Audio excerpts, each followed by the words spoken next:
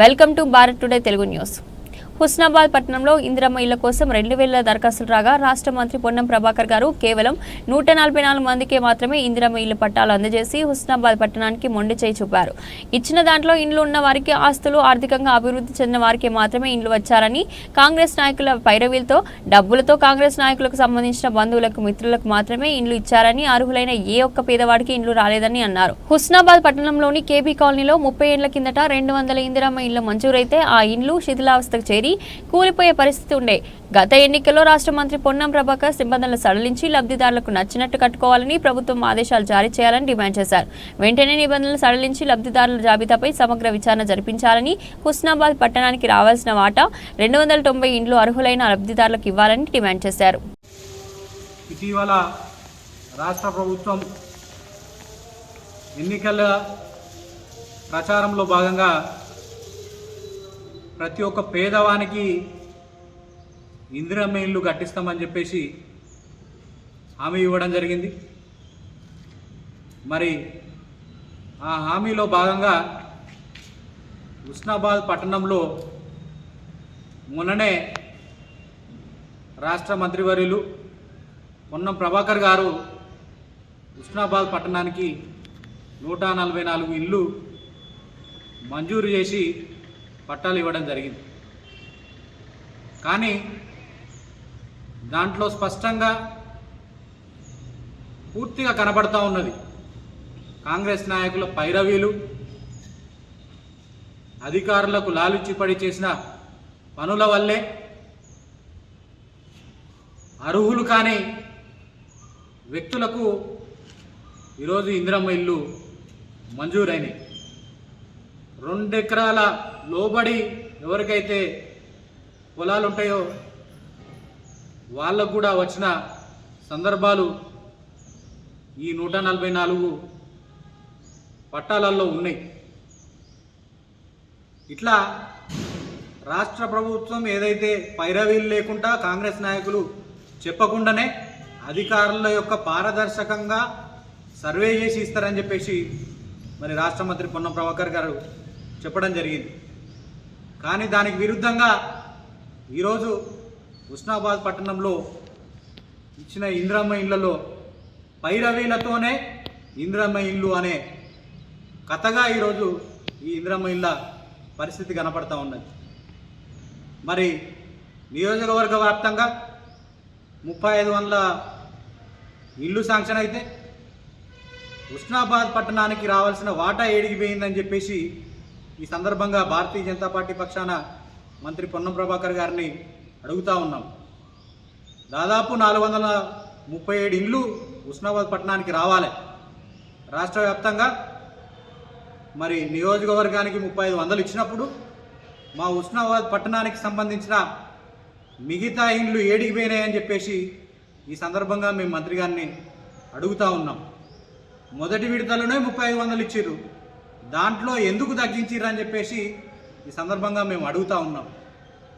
తర్వాత ఏదైతే మున్సిపల్ ఆధ్వర్యంలో, అధికారుల ఆధ్వర్యంలో పారదర్శకంగా జరిగిన ఇళ్ల జాబితాను ఎందుకు బహిర్గతం చేయలేకపోయారో అధికారులు, మంత్రి గారు చెప్పాల్సిన అవసరం ఉన్నది.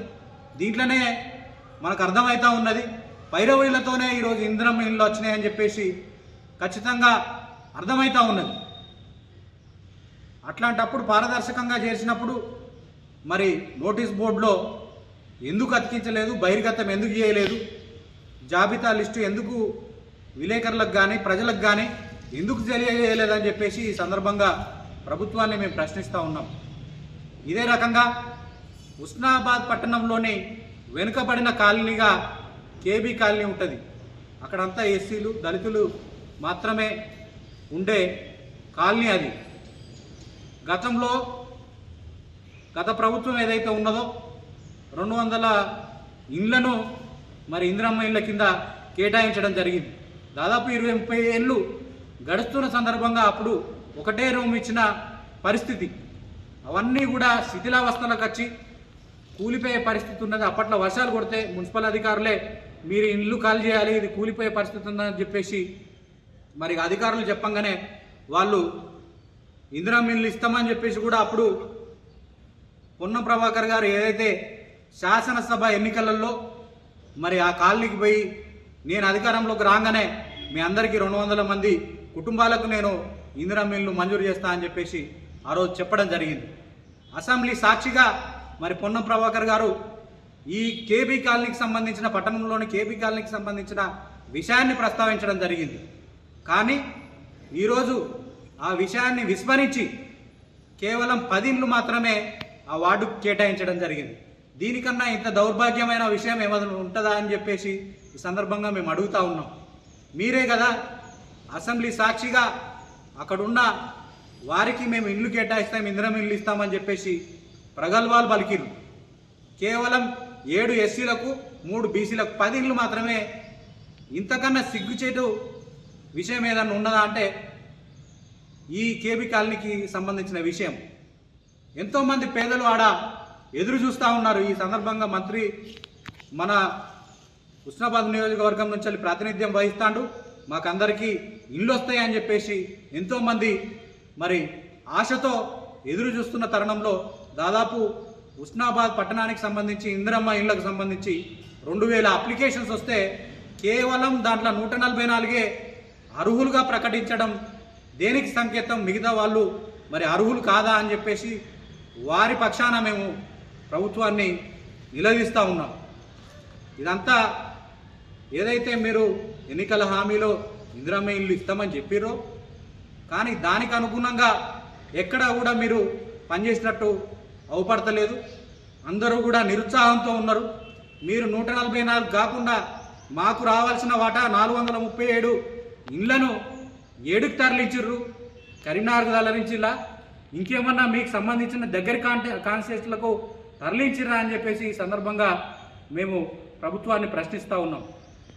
ఇదంతా కల్లిబొల్లి మాటలు చెప్పి గతంలో అసమర్థ ఎమ్మెల్యే అని చెప్పి ఈ కరీంనగర్కు సంబంధించిన హుస్నాబాద్కు సంబంధించిన వాసి కాకపోయినా కూడా మేము ఇక్కడున్న ప్రజలందరూ కూడా మరి గతంలో అసమర్థ ఎమ్మెల్యే మాజీ ఎమ్మెల్యే సతీష్ బాబు గారిని గెలిపించడం జరిగింది. ఈయన ఏం పని చేస్తలేడు అని చెప్పేసి కరీంనగర్ నుంచి వచ్చినా కూడా ఇక్కడంతా ప్రజలంతా హక్కున చేర్చుకొని మరి పొన్నం ప్రభాకర్ గారికి అవకాశం ఇవ్వడం జరిగింది.